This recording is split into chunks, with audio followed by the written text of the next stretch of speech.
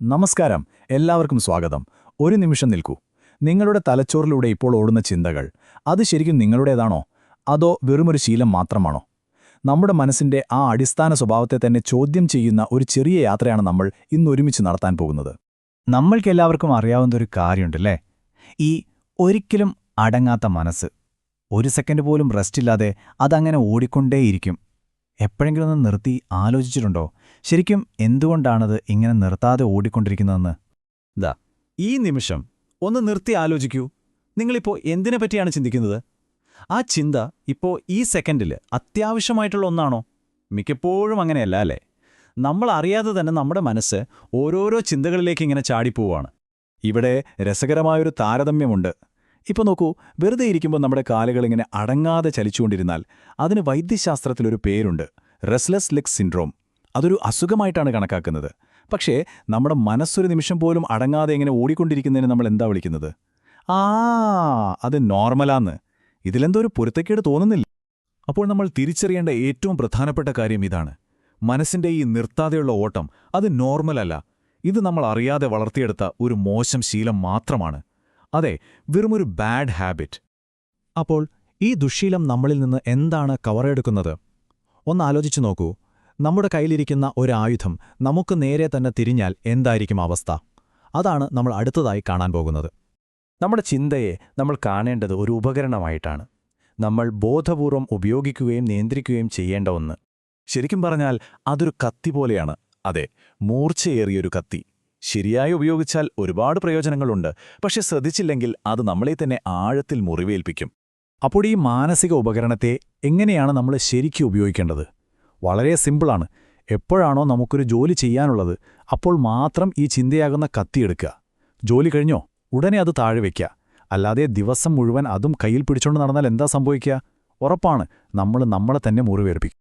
ഈ അമിത ചിന്തയെ വിവരിക്കാൻ കുറച്ചൊരു പരുക്കൻ വാക്കാണ്, പക്ഷേ ഓർമ്മയിൽ തങ്ങി നിൽക്കും. അതാണ് മെന്റൽ ഡയറിയ അഥവാ മാനസിക വയറിളക്കം. കേൾക്കുമ്പോൾ ഒരു സുഖമില്ലെങ്കിലും സംഭവം അതുതന്നെയാണ്.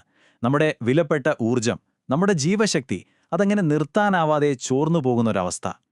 ഇതിലെ ഏറ്റവും രസകരമായ കാര്യം എന്താണെന്ന് വെച്ചാൽ, നമ്മളിന്ന് നേരിടുന്ന ഈ പ്രശ്നത്തിനുള്ള പരിഹാരം വരുന്നത് നൂറ്റാണ്ടുകൾ പഴക്കമുള്ള ജ്ഞാനത്തിൽ നിന്നാണ്. നമുക്ക് 1970-ലെ അഖണ്ഡ ജ്യോതിയിൽ പറഞ്ഞിരിക്കുന്ന ചില കാര്യങ്ങളിലേക്കൊന്ന് കടന്നു ചെല്ലാം.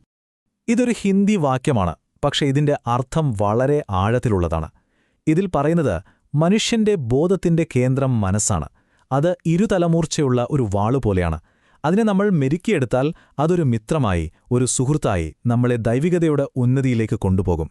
ഇനി അതിനെ നമ്മൾ അഴിച്ചുവിട്ടാലോ? അതൊരു ശത്രുവായി മാറി നമ്മളെ നാശത്തിന്റെ പടുകുഴിയിലേക്ക് തള്ളിയിടും. അത്ഭുതം എന്താണെന്ന് വെച്ചാൽ, പാശ്ചാത്യ പണ്ഡിതന്മാർ പോലും ഭാരതത്തിലെ ഋഷിമാരുടെ ഈ ഒരു ആശയത്തെ പിന്തുണച്ചിട്ടുണ്ട്. അവരുടെ വാക്കുകളിൽ പറഞ്ഞാൽ, ഇതാണ് അകാതലായ സത്യം. Mind is A very good servant but A very cruel master. അതായത്, മനസ്സ് ഒരു നല്ല വേലക്കാരനാണ്, പക്ഷേ വളരെ ക്രൂരനായ ഒരു യജമാനനുമാണ്. ശരിക്കും പറഞ്ഞാൽ ഈ ഒരൊറ്റ വാക്യത്തിൽ എല്ലാമുണ്ട്. ഇതിന്റെ അർത്ഥം വളരെ വ്യക്തമല്ലേ? നിങ്ങളുടെ ചിന്തകൾ നിങ്ങളുടെ സേവകരായിരിക്കുമ്പോൾ നിങ്ങൾ പൂർണ്ണമായും സ്വതന്ത്രനാണ്. എന്നാൽ എപ്പോഴാണോ നിങ്ങൾ ആ ചിന്തകളുടെ സേവകനാകുന്നത്, അപ്പോൾ നിങ്ങളുടെ സ്വാതന്ത്ര്യം നഷ്ടപ്പെടുന്നു. അത്രയേ ഉള്ളൂ. ഓക്കേ, അപ്പോൾ ഈ അറിവെല്ലാം കൊള്ളാം. പക്ഷേ ഇതെങ്ങനെ നമ്മുടെ ജീവിതത്തിൽ പ്രാവർത്തികമാക്കും?